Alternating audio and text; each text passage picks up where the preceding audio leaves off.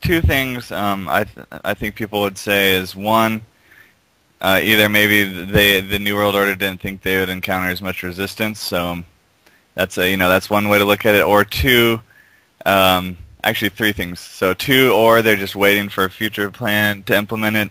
It's just still on the table. It's not that they got rid of it. They're just waiting for the right opportunity. Or three, it's just much more elaborate than that, and it's all mental games. It's all put out there, misinformation to frighten us and confuse us and lead us away from the truth. To sum up, just my theories on it. Yeah. Okay, I got these written down here. I would add a fourth one. They're Operation Northwoods. They're just simply not going to happen. That's just we're trying to pile up the theories here. I would just add that as a fourth theory. The resistance to the New World Order, I'm just going to say I hear you, and I know you're just throwing that out as, hang on, I got to clear my throat. I know you're just throwing that out as a possibility. I've heard other people do that too. I don't buy it. I think our resistance is a complete joke, and the great example of that is in 2006, Congress being elected. They said, elect us, we'll end the war in Iraq. And people probably don't even remember this. Anyway, I paid deep attention to what's going on in the world, so I remember this vividly. They campaigned for years saying, end the war. Well, end the war, Congress did, if you elect us Democrats in. And the first thing they did was approve George Bush's, multi-$10 billion war budget, and the troop levels went up. They're laughing at us, man. Our resistance is in a way, I think they can do whatever they want. Something is making it so they don't. They don't unleash the robot warriors and Codex Alimentarius and blah blah blah. So, I don't know. I don't know.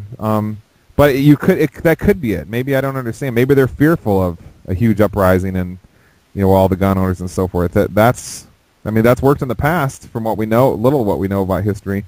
The future plan with some opportunity that they create, problem, reaction, solution. See, that's the one that you worry about. Everything's sitting there. You're ready to go. And maybe you have a point, Ed. 9/11 was associated with a deep psychological change. People sort of went crazy after 9/11 a little bit. And maybe that was the point of 9/11.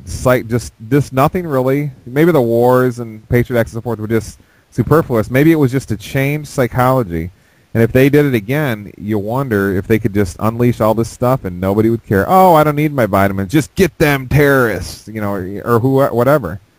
So, but the more elaborate plan, I'm definitely on board with you on that boat about there's something deeper going on. So, I don't know. We just need to think about this stuff in big ways. Do you have anything more you want to add, Ed? No, not really. Just to always be skeptical. One thing I'm kind of anticipating, though, is to see what will happen with 2012 from the aspect of, man, you just look at the hype of it all and the mainstream and then the globalists that back it. Like there's, I think Gorbachev was in this group that talking about 2012. And so, that's one theory out there is maybe they're trying to get that into our consciousness that something huge is going to happen in 2012, and then bam, that's when they'll bring in their new age. Like a lot of these New World Order types talk about this age of Aquarius, this new system that they're trying to set up. So I don't know. There's so many different ways of maybe why all these things are sitting on the table. It's who knows what's going to happen. Yeah, good deal. Well, thanks everybody for listening to the Antimatter Radio Show live on. Well, it's only partially live tonight. It's going to be live every Monday night hereafter, and Ed's radio show airs again tomorrow, blackhelicopterradio.com, and the other host on Antimatter Zone Network is Jacob Appelman of the Next Step Radio Show. He's had some pretty interesting guests lately on his show as well. So Antimatter Zone Network is the where all the archives are for all the shows, and they're all free. And my website's antimatterradio.com. Antimatterradio.com. Ed's is blackhelicopterradio.com. We'll be back tomorrow night. He's actually having me as a guest on his show tomorrow night.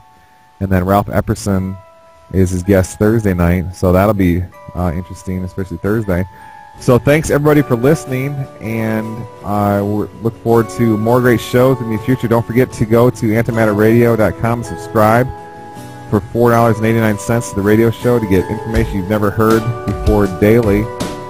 Some big stuff that we're covering on that show. So take care, everyone. Have a great night, and look forward to talking to you live in a week, if not sooner.